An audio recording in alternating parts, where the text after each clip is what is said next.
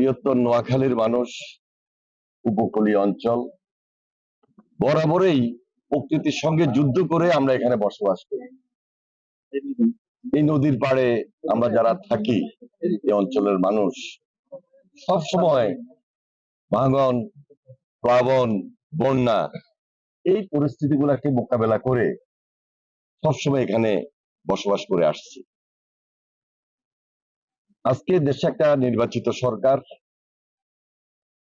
মাননীয় প্রধানমন্ত্রী জনাব তারেক রহমান সাহেব জনগণের দুর্দশা লাঘবে যখন যা কিছু করার দরকার সবকিছুর দিকেই তিনি অ্যাড্রেস করছেন এবং প্রত্যেকটা দাবি প্রতি তিনি মর্যাদা দিচ্ছেন, নির্দেশনা দিচ্ছেন।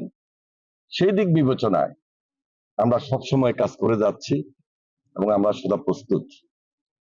আমাদের স্থানীয় সংসদ সদস্য, আমাদের অত্যন্ত শ্রদ্ধাভাজন মোহাম্মদ শাহজাহান, তিনি দীর্ঘদিন থেকে এই এলাকার নেতৃত্ব দিয়ে আসছেন, বারবার নির্বাচিত হচ্ছেন, এখনো তিনি নির্বাচিত প্রতিনিধি।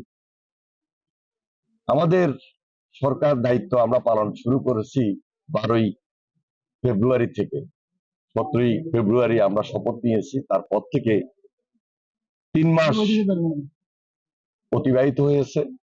এর মধ্যে প্রত্যেকটা জায়গায় কিভাবে দেখতে হবে, রাখতে হবে খোঁজখবর নিয়েই আমরা সবকিছু জনগণের স্বার্থে, জনগণের পাশে থেকে কাজ করে যাচ্ছি।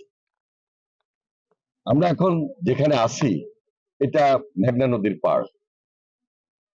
কাঁঠাখালী এই বাজার, এই বাজারের দুই পাশে মেঘনা নদীর ভাঙন আমরা সরজমিনে প্রত্যক্ষ করলাম।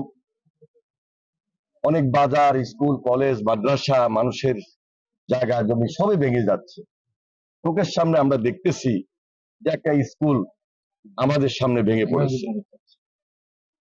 এইভাবে যেখানে স্কুল, কলেজ, মাদ্রাসা, বাজার ভেঙে পড়ছে, স্বাভাবিক কারণে আমাদের একটা দায়িত্ব আছে। ওই দায়িত্ববোধ থেকে এলাকা মানুষের প্রত্যাশা অনুযায়ী আমরা ইতিমধ্যে ভাঙন প্রতিরোধে ইমার্জেন্সি ওয়ার্ক, সামনে যেহেতু বর্ষা, অতি প্লাবন, সেজন্য আমরা এটা হাতে নিয়েছি। আরো 2-3 জায়গায় আমরা ইমার্জেন্সি কাজ শুরু করব, সেই নির্দেশনা দিয়েছি। এবং আপনারা জানেন যে এই নদীর অপর প্রান্তে সেখানে উড়িচর, তারপরে স্বর্ণদ্বীপ, বাসানচর সবকিছু মিলে হাতিয়া নদী ভাঙন এলাকা, এইদিকে আমাদের বিশেষ নজর রয়েছে, আমাদের অনেকগুলা প্রকল্প রয়েছে। তবে দীর্ঘদিনের মানুষের যে প্রত্যাশা যে পার্মানেন্ট কিছু ওয়ার্ক করা দরকার, সেই অনুযায়ী আমরা এই এলাকায় যেখানে যেটা খুব বেশি অতীব প্রয়োজন এই মুহূর্তে, সেখানে আমরা পার্মানেন্ট ওয়ার্ক হিসাবে আমরা কিছু ভাঙন প্রতিরোধের ব্যবস্থা গ্রহণ করব। আমরা সেই অনুযায়ী স্টাডি রিপোর্ট কমপ্লিট হওয়ার পর চেষ্টা করব আগামী অর্থ বছরেই এই কাজগুলোকে সমাপ্ত করার জন্য। আপনাদের সবার এখানে যথেষ্ট আন্তরিকতা রয়েছে। এখানে আমাদের নেতৃবৃন্দ আছেন, ডিসি সাহেব আছেন, এসপি সাহেব আছেন, আপনারা সাংবাদিকরা আছেন।